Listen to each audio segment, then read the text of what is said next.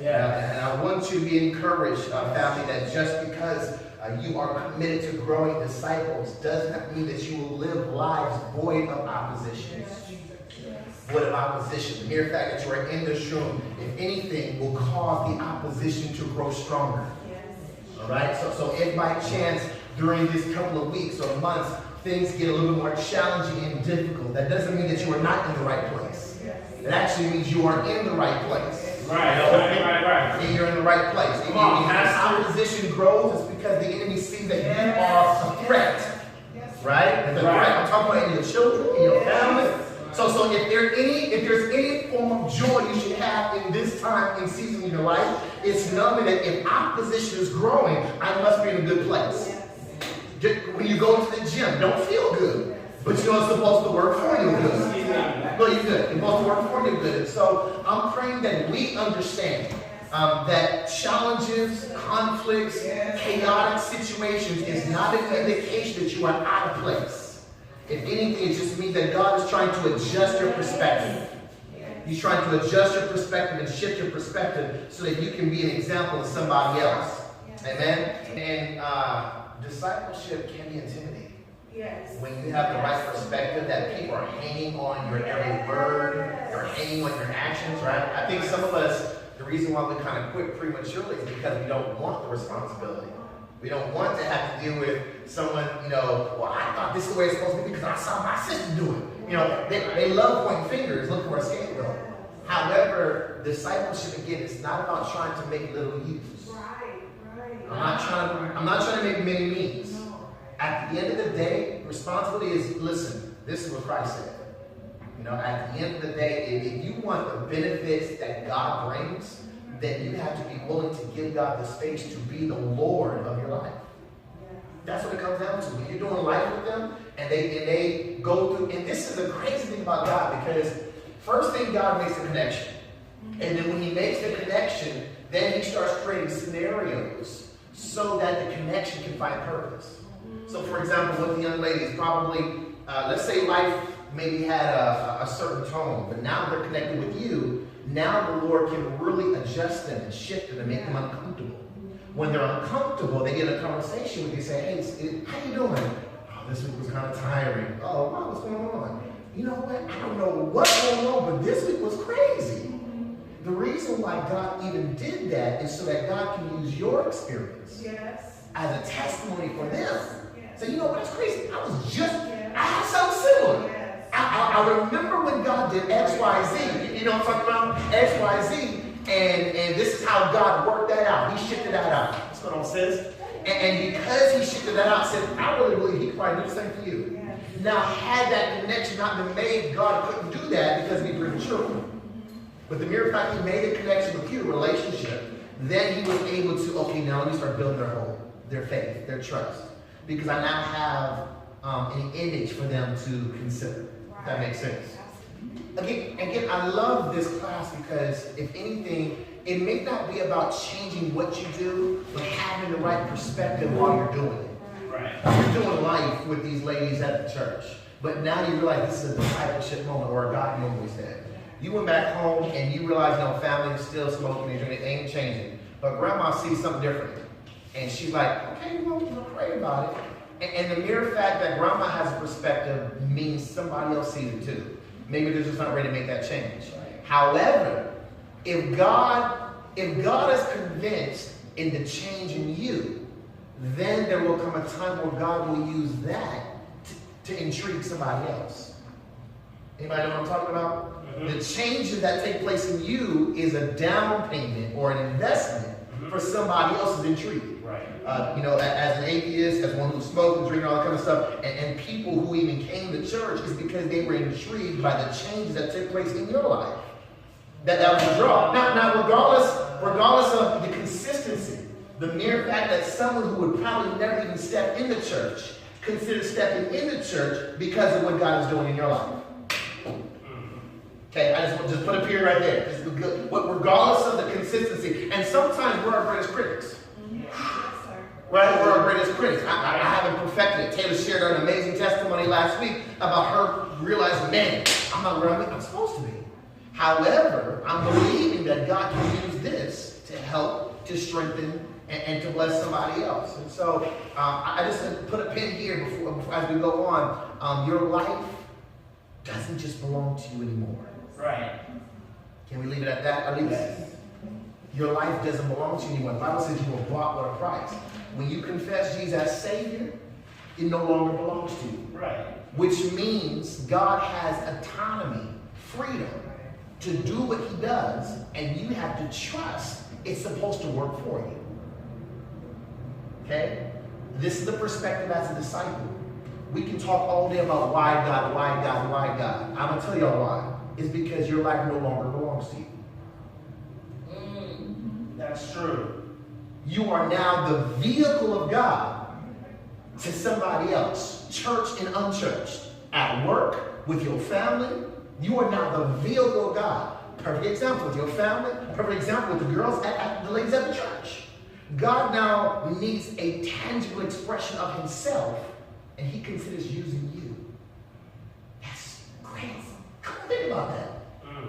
Yes, Jesus stands alone. Yes, the cross is the greatest picture, image of Christianity. But beyond the cross is you. And now the reason why Christ is on you so tough is because he's saying, I need people to see me in you. Right. I need people to see me through you. Your family, in smoking and drinking, even when you, I really kind of want to go back. Like, I just, Lord, and the Lord's like, no. I need people to see me in you. Right. Now, I'm going to favor you. I'm going to bless you. I'm going to take care of you. But one thing's for certain, you have to remind yourself, you ain't your own no more. Right. That makes sense? So we have to take a step back and realize, disciples, we actually suffer through a lot more than others. Right. We go through a lot more than others. Right. But again, the reason why is because you don't want to belong to yourself. However, the blessing is knowing that if you endure hardship as a good soldier, he'll take care of you. Amen. And what we have to learn how to do is anchor our hope. Anchor our hope in this confidence, knowing that despite what it looks like, God knows how to make it work for our good. Right. And not just make it work, but help us to see the work. It's one thing to know it's working, Taylor. It's another thing to see it working. And the way you are convinced with what God is doing is with confession. That makes sense? So I just want to tangent that into these papers. So, Yeah. great observation, great observation. So let's go to the first page. The first page from last week. It starts off with purpose. The purpose. Yes, all right. So it should be session 2. Yes, sir. That's session 2. The growing cycle. Thank you. Do you have a punch? No, I'll get you one. I had to go to my college to print this out. That's why it looks a little. You good? You were good. You were good. So we're gonna go through this. Thankfully, my For sure. much better. Good. So listen, family, unfortunately, we got to double up a little bit, so we're going to do 2 pages today. So it's going to be a lot more just teaching, so I hope you guys got pens. We're going to be taking notes and giving you information, okay? So here we go. I'm going to have somebody read that first paragraph. We're going to do this like class. Read that first paragraph, and then we're going to decide. Come on, David. Jesus calls us to go and make disciples of all nations. This charge propelled the early followers of Christ into a strategic mission that turned the world upside down. Not just by preaching the gospel, but by training new believers as well. To be a Christian is to be a disciple, a lifelong learner and follower of Jesus. Beautiful. Okay, so Matthew 28, what did the Lord say? Go make disciples. Maybe this may not be the actual image, but this is an outer expression of what Jesus is trying to do. His whole life was not just for him, but so that we could follow in suit. Right? Okay, so he has 12 disciples, which added another 70, and so many other people were following. Years later, the Lord, now the charge remains the same with us. Go make disciples. This is stated from TonyEvans.org, all this whole paragraph. And I'm just going to revisit real quick. Go make disciples of all nations. The charge propelled the early followers of Christ into strategic, turn upside down. Here it is. Not just by preaching the gospel, but by training the new believers as well. So what I want you all to understand, according to Matthew 28, the Bible would say to teach all nations, but in Mark 16 it says to preach to all nations. Does anybody believe that there's a specific difference between the two? Yes. Go ahead. Preaching is something that you do, like, it's more informative. Teaching is more like personal, like more on an intimate level. I can see what you're saying. I can see what you're saying. Come on, For lack of a better I word. got you. Mom, what you about to say? I think teaching, teaching is, is instruction. Okay, instructions. Okay, preaching is more proclaiming. Boom. There it is. So he's saying it's one thing in Mark 16 to preach to all nations, proclaim the gospel, declare the gospel. Here's the problem, sis. Proclaiming doesn't require follow-up. Which means proclaiming is, I should be able to just preach the gospel and I can walk away. And I think that we've mastered the ability to proclaim, but negate the responsibility to teach. Does it make sense? Yes. So the church experience, bishop or pastor preaches a message. After the message is preached, it is proclaimed and declared. He's expecting you and I to follow. He expects you and I to take the word that was spoken and left. Right. Matthew says teach, instruct, educate. That means follow up. Which is why discipleship does not end with, hey, what's going on? Discipleship does not end with just proclamation. Discipleship is a combination of preaching and training. To be a Christian is to be a disciple, a lifelong learner and follower of Jesus Christ. But again, we agree that this is not just about us, but it's also about helping others as well. Are y'all with me? So when you hear the word proclaimed off the pulpit on Sunday, it is now your responsibility to teach all nations. And this teaching is not just what comes out of your mouth, but what comes out of your pores. So you said, run us right now what discipleship is. So discipleship, what did I say? Discipleship is a combination of preaching and teaching. Preaching, proclaim, teach is instruct. And as parents, I'm sure you all know that you can instruct a child without saying a word. Right? I know what not to do by a look my mama gave me.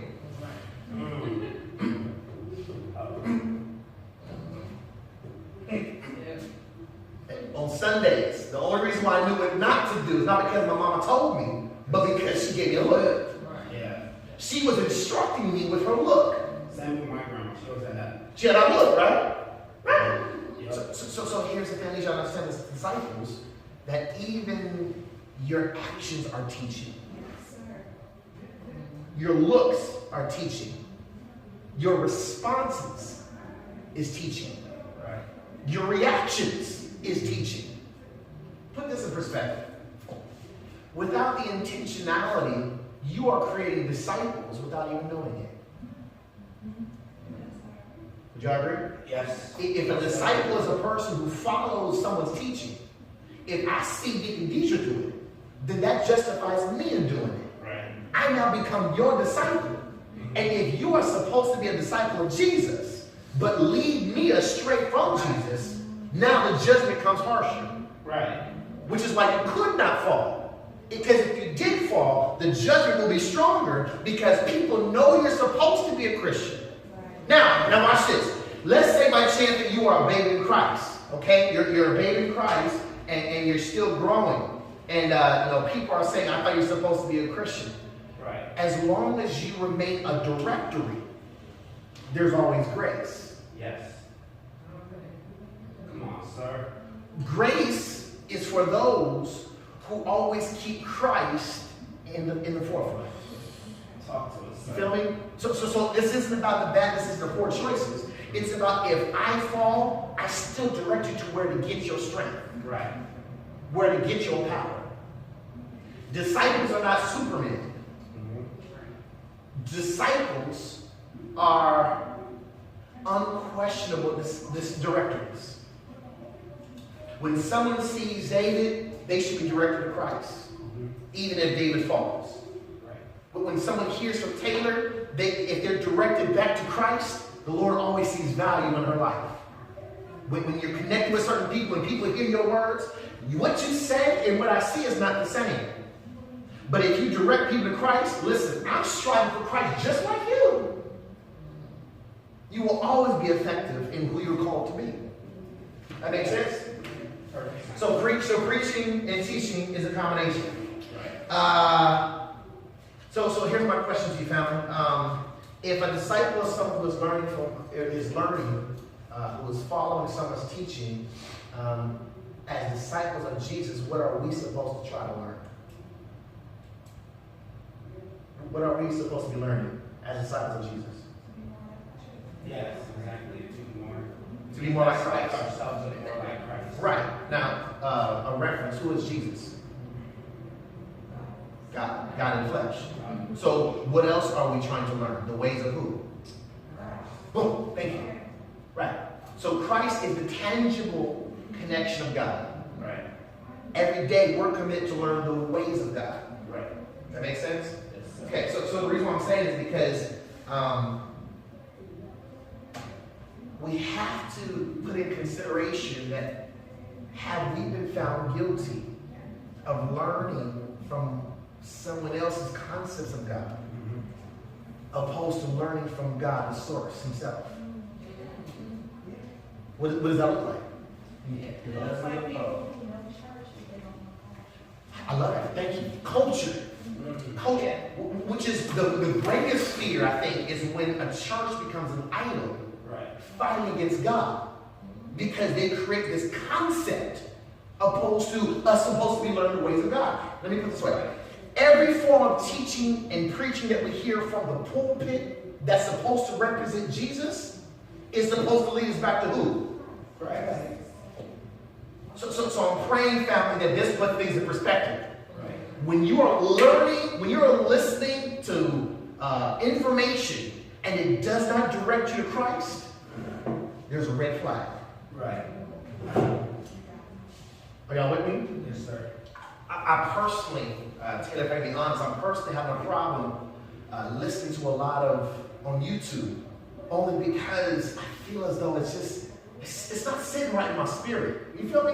You know what I'm talking about? When you listen to certain people, and you can feel good, but does it direct you to the good? Right. Motivational speaking, or the common language of emotional euphoria. Right. Right? Come on, Dave. For example, street preachers, like those that have the bullhorns and yelling, and bellowing out scriptures. Some of them I can't listen to because some of them come off as judgmental. Like telling people, oh, you're going to go to hell because of X, Y, Z, and they act as if like Jesus is coming like the next day. Yeah, those type of people that you got to be careful with listening to. Well, here's my. I do too. Here's the reason why. Here's the challenge with those people. Sometimes they're preaching out of context of the audience, even though the word may be true. Because the reality is, if you live a life without God, you are on a track way to hell. That is true. However, if you don't teach me that, then it leads to condemnation without understanding. Right? So those who are on the streets, the reason why I said it with her is they don't hold back the truth. Like, when I'm wrong, I need to get beat. And it's a different ministry. When you're on the street, what it takes to minister on the street is not what you do inside the church. In the church building, people are more vaccinated, spoiled. Boom. Sugar coated. Right. Yes. It's okay. But street ministry is totally different. I was saved by street ministry. Come on. There we go. I have a whole different perspective. Right. Yeah, I'm with you. And so, any teaching that you hear, my mom used to always say, eat the fish, spit out the bones. If there is right, if there is spiritual reference to it, there's some nourishment. Here's the thing. I think the church is more immature because we can't find God in everything. Right. We would rather debate and argue about something, opposed to considering, okay, God, what can I pull out of this? Right. You know, even a chicken bone that's been gnawed on for hours may have something on it. It may have a little bristle, it may have a little something. But right. But here's my argument, and some may disagree, but as disciples, maybe the greatest intention is not necessarily trying to find a place to argue, but finding a place to understand. Sir? Because the more you understand, the more effective you are in helping others and you yourself grow. Right? Paul even said to Timothy, he said, listen, be careful of these unnecessary debates because you'll be led astray to a different direction, negating and neglecting. This is supposed to be about Christ. However, the lesson learned is that some people don't see things the way you do it, but the judgment is not on how they see you. The judgment is on how God sees you. And so as disciples, our responsibility, again, is not to manage how people see us, respond to us, react to us. Our responsibility is to make sure that we manage our soul salvation and manage the ministry that God has assigned us to. Right. Are y'all with me?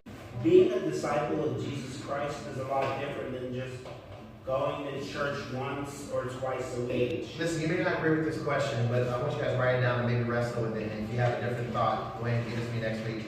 Some of us are Christians by confession. But are we Christians by profession?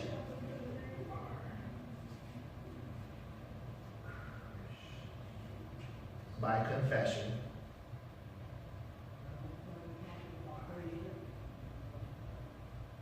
But are we Christians by profession? I'm going to read this thought I wrote down earlier. I said, what are we trying to learn? The ways of God. Are we found guilty of learning everything else, but instead of trying to be like Christ? Maybe we stopped making Christ the goal because we got bored. Maybe we think being like Christ is too hard. At the end of the day, Christian is to be Christ-like, is a lifelong journey of conformity. That means less of you and more of him. Yes. If that is not your aim, then how can you be considered a Christian? Right. That makes sense, everyone? Yes, sir. All right, come on, go ahead, David. Being a disciple of Jesus Christ is a lot different than just going to church once or twice a week. To get excited because the preacher moved you and the choir inspired you is nice, but that's not spiritual growth. To enjoy fellowship with your friends is a wonderful part of the Christian life, but it in and of itself is not discipleship. All right, down, here we go. Fellowship does not equal discipleship. Fellowship does not equal discipleship. Fellowship is a tool used within discipleship. Okay? Say it again. Fellowship does not equal discipleship. Fellowship is a tool used within discipleship. Why is this important? Because many of us, we assume that our gathering, I wrote it here too, this is Equal in discipleship. effective Effective discipleship. Our gathering with other believers is an opportunity to learn from, gather tools to be like, help others do the same. But if fellowship starts with you and ends with you, it's not discipleship. It's idolatry. Right. Do y'all agree? I said if fellowship starts with you and ends with you, it's not discipleship. It's okay to share your testimony about your experiences, but if it doesn't direct someone to Christ, but right back to you. If someone hears a testimony from Deep and say, tell me about your testimony, you share your testimony, and you say, well, now, because of what I went through, now I'm stronger, I'm better, I'm wiser. We hear that in the song. It's cute. Wow, Deep is so dope. Like, she's strong, like, she's smart, like, she got through it. But if it doesn't convict me to consider your wisdom, strength, and everything that you got from your experience doesn't lead me to Christ, right. Now God has an enemy. Right. What you call the Simon God. Right. Wow. No judgment on specific preachers, but I need y'all as disciples to have a different ear. Right. That it's one thing for you to share your experiences about what God has done, what God is doing, what God can do. But if your story doesn't convict me to consider what Christ can do in my life, but instead I need you in my life, now we got a problem. This is the reason why our members in church are not growing, is because their faith and hope still hinges on the pastor. Right. I need to call pastor. I need to call bishop. I need to call mama, evangelist. We're supposed to be references. Right. Directories. When I come in contact with Taylor, I should be convicted on the God in Taylor can do it also in my life. The God in Nina, the God in Lucy. When I come in contact with you, you share me a story about what God has done, what God is doing, and what God can do. Never, let me say this, as disciples, let's say you get into a conversation with somebody and you find yourself going to the story about what God has done. Hear me. Don't let that conversation end without the person seeing Christ. Right. Are y'all with me? Yes, sir. Because your power does not originate from you. It comes from Christ. I don't care if that means you have to get a text, a template, tell a story. David, man, I'm telling you, man, I was going through the situation, but man, I got through it, and I'm telling you, man, I know I would have got through it if it wasn't for, listen, at the end of the day, David, whatever I was able to do, it's only because of Christ, bro. Amen. And the same Christ will do to me, I know he can do it for you. That's my exit. Whenever I exit a conversation and I know I'm trying to encourage, I say, listen, Mama, the same God who did it to me can do it to you too. Right. That's what I do. That's my template. We hear him preaching. We hear him. Come on. For me, I always hear in the church. Okay. You know, people are more, I'll just say me. Yeah. But because my ear is different, I tend to throw it out before I leave, because I feel like people get caught into the acrobats and charismatic, you know, the emotionalism Sure. of what the person is saying, and then whatever they're delivering to us, we receive it as being true and real. So we see this branded, great person. We don't even see Christ work anymore. Come on. We just see their strength, their ability, their motivation, or their willpower. Inspiration. All And that. for me, it's like, well, when do I see what Christ is doing? When is he going to be lifted above? Right.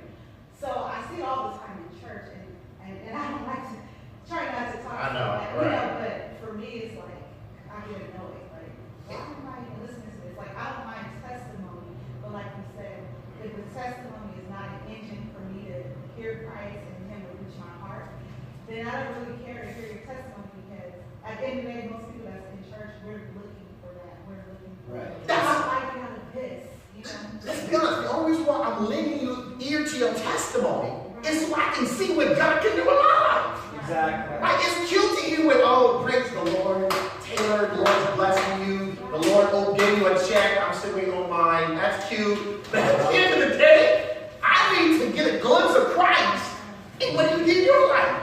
The Right. reason why we have the Bible is not to exalt David, Abraham, Ruth, Deborah, Paul, Peter. The whole purpose is that whatever God did in Peter can do in me. Right. That's what it comes down to. And I'm glad you're looking that up, because I'm praying, if anything, there's a stronger conviction after this class. That the next time that you lend your ear to somebody who professes themselves to be something greater than they are, Right. where's Christ? Exactly. Where's the Lord? Where is the King of Kings? Right. And sometimes I even have a conversation with my brothers, and we're having a conversation about life, and then they want to make a reference about Christ and say, look, man, not to be religious or anything, but man, I know all things work together. I said, why are you talking about being religious? That's scripture. Like, if we Christians, come on. Or they'll say something like, I ain't trying to be too holy, y'all, but I'm just saying, the Bible says I can do all things. Being too holy, right? Why are you feeling convicted? Why are you feeling that's a problem? Right. It's the word that enables you to be saved. It's the word that enables you. Come on. However, I realize that our generation is so narcissistic Right. Right. Exactly true. that it's hard for them to embrace bringing up Christ above self. Right. In our pictures and selfies and videos, it's all about us. You get 20 likes off of self, but you get maybe 5 off of Jesus. Right. Right? You It's so true. come on, see, right? Like, people love the idea of Right. seeing you, what you doing.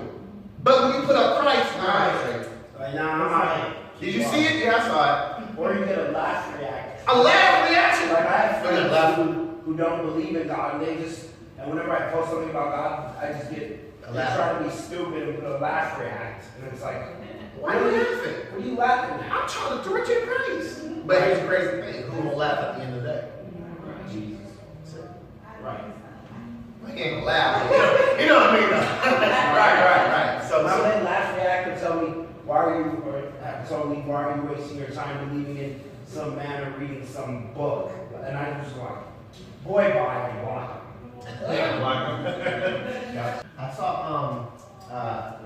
I saw this clip today on YouTube, or last night on YouTube.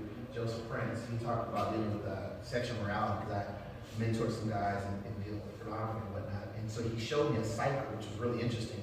He said it starts off with a temptation, and most of us assume temptation immediately goes to sin. He said, no, there's an in-between part. It's confidence in the flesh. Before temptation leads to sin, it is literally you having confidence, I can handle this. I can deal with this. And this is general. You can say smoking, drinking, all that. Whatever you was addicted by, challenged with, it's the confidence in the flesh, which leads to sin, which then is a cycle that goes back to new temptations. Really messed me up. So in this case, when it comes to dealing with temptation, before it even leads to sin, we cannot find confidence in the flesh. But it has to be confidence in the spirit. That's why prayer is necessary. Spiritual disciplines help you to eradicate or cut the root of temptation growing in sin. That makes sense? Now, same as a disciple of Jesus Christ. It's not that we're perfect, but again, we institute systems, safeguards, to ensure we can still be examples. It's not that we perfect. I gotta say this again. A disciple is not a perfect Christian. A disciple is a person who, again, learns, commit to be like, and help others do the same. Which means what makes us effective is that we have instituted safeguards through the Word of God to ensure that we can not only just be examples, but direct people to Christ. I know what God can do because I've seen it work in my life. Right? Now, the balance of dealing with infractions in your own personal life, again, is directing people to Christ. David was considered a man after God's own heart, and God knew that he would have that Bathsheba problem. He knew he would kill the man, and still call him a man after God's own heart. Yes, there was a disqualification of creating a temple for him, but still, he was still valuable to God because he knew what was in his heart. And so, again, what makes us valuable to God is not our perfection. It's our commitment to being perfected. You all with me? The difference, the value is not in your perfection. It's your commitment to being perfected. Scripture says being blameless. Where there's no one who can blame you because you actually confess. Confession gets you access to God's washing and God's forgiveness. And if there's anything we should perfect as disciples, it's not just the perfection of our walk with Christ, but being devoted and committed to the journey. When I fall, if I fall, make believe I'm not going to stray too far from the pathway. Right? We all go through make bad decisions, poor choices. All that sin falls short of the glory of God. That doesn't justify corrupt behavior. If anything, it should cause your conviction to, okay, where did I fall off? Someone say, I knew you were going to fall. It's okay, because I haven't forgotten where I fell off. I know how to get back on track. And here's the thing. While you're back on track, some people will try to hold you back to where you fell off. But the beautiful thing about it is God doesn't see where you fell off. He marks where you got back on. That's why David said, create in me a clean heart, pure, renew within me a steadfast spirit. God doesn't seek after sacrifices. He wants a broken and contrite spirit. And God forgave him while some of his family probably still held his issues above him. God's ultimate goal is not salvation. Right. Does anyone disagree? Why? His ultimate goal is for us to be saved. Okay. Right. I believe there's other things that fall behind it. Okay. Salvation is definitely What does ultimate goal mean? the biggest goal, the greatest. Or the finish line? Oh, that's it. Oh, you good. So ultimate goal would be considered the finish line. If salvation was the finish line, Okay, what happened? I know now. I was looking at ultimate as like the greatest scheme. oh yeah, no doubt one of the greatest goals. The greatest goal, if not. The ultimate thing, like. Finished. The end result, like, to be the same. Right. Okay. If salvation was the ultimate goal, here's my question. Why are you still here? Wow. Why are we still here? Because we Because have we to have finish our to goals. So then what should be the goal if salvation was the ultimate? Are you saying discipleship is the ultimate goal? You guys tell me. If salvation was the ultimate goal, most would assume, why am I still here? Why am I not like Enoch, taken from the Lord into heaven? So the ultimate goal is for us to become disciples so we can bring other people to salvation. Our help will be the tool we use. Would you all agree? What do you think?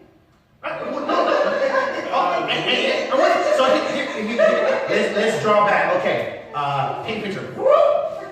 We are going back to Matthew 28. Let's go to verse 18. Jesus came to them, spoke to them, saying, all authority has been given to me in heaven and on earth. Therefore, go and make disciples of all nations, baptizing them in the name of the Father, Son, and the Holy Spirit, teaching them to observe all things that I commanded. And look, I am with you always, even to the end of the age. Wow. If salvation was the end goal, where would the disciples be? Thank you. Taken up with him, right? But Jesus left them there. Why? Because the goal wasn't finished. Right. They have work to do. Now they have work to do, which is what? Teach and make disciples. And what are disciples? Right. Followers of Christ. So why is salvation not the end goal? Because we still have to do the work that Christ told us to do as disciples. Because everyone hasn't made the decision to either follow or unfollow Christ. Right. So Right. that includes people that are saved. Okay. I would agree. Right. Are y'all with me? Okay. So one of the cases of why Jesus has not come back is because the word has not been preached to the entire nation, or the unity of the body. If you make a decision to follow Christ, you reap the benefits of being in heaven with Christ. Right. If you deny Christ, He will deny you. he will deny you. And you made your decision, and then he can come and finish his work and come back. Right. If he has not come back because the work is not done. Okay? So the reason why I'm saying salvation is not the ultimate goal or the end goal is because he has now called you to be the extension of himself to make followers of Christ. Are y'all with me? Right. Teaching all nations. Let me say this before we continue on. We don't have access to all nations, but we do have access to people within the nation. Okay? Your responsibility as a disciple is to consider what part of the nation has God entrusted in your care. Wow. Go into all the world, teach all nations, baptize them in the Father, Name, and Son, and the Holy Spirit. You got a Bishop T.J. who can reach millions, Noah Jones, and all these other pastors and preachers. However, no matter how far they can reach, their reach is still limited. Which is why God, Christ, needs you and me. Because we have a part of the work within the nations. Your responsibility as a disciple is to know what part of the nations am I assigned to. When you understand who you're assigned to, then you understand my responsibility is to be an extension of Christ and to help others to do the same. Does that make sense? Come on. You say nation, like, and that's why You good. So people will take that, people that minister the word out, they feel like it literally means like the nation, or they want to do something grand. Yeah. When we're all appointed or have assignments for different things, your nation could just be your neighborhood. Right. Your job. That's all. But I just say that because I feel like a lot of people get that twisted and everybody wants to be grand. Like, I'm the next bishop, I'm this, I'm that. And then we're missing a lot of the nation that we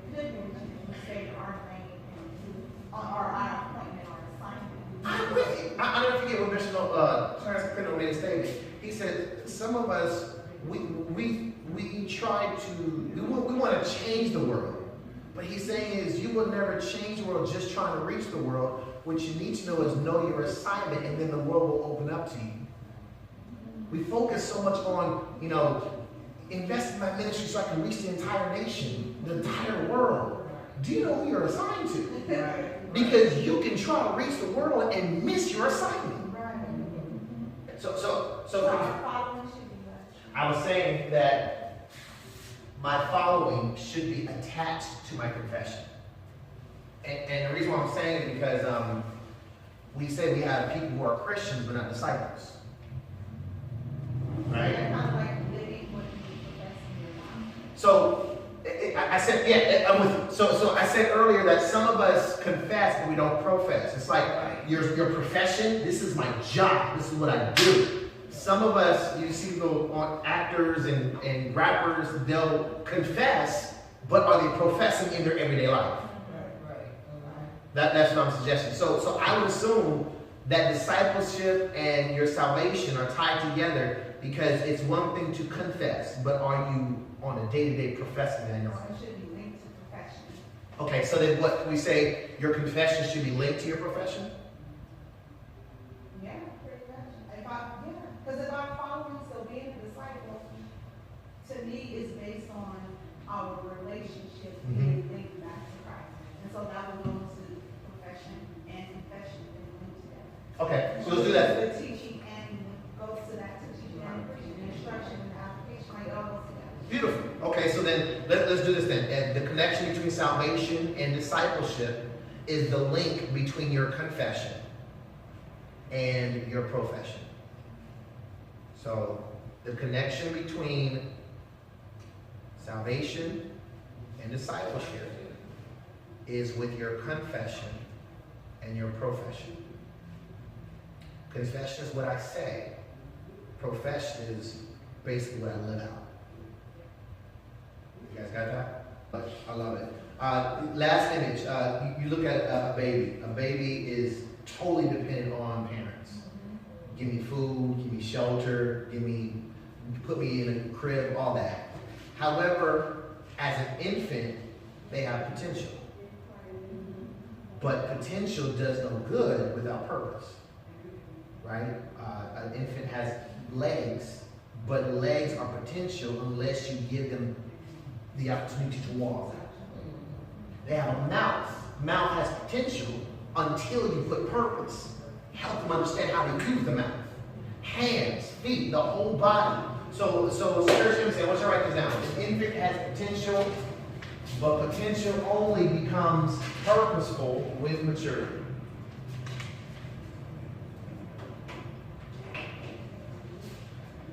And the reason why I'm saying is because as disciples of Jesus Christ, we cannot allow our faith, hope, devotion to God to remain in just spiritual infancy.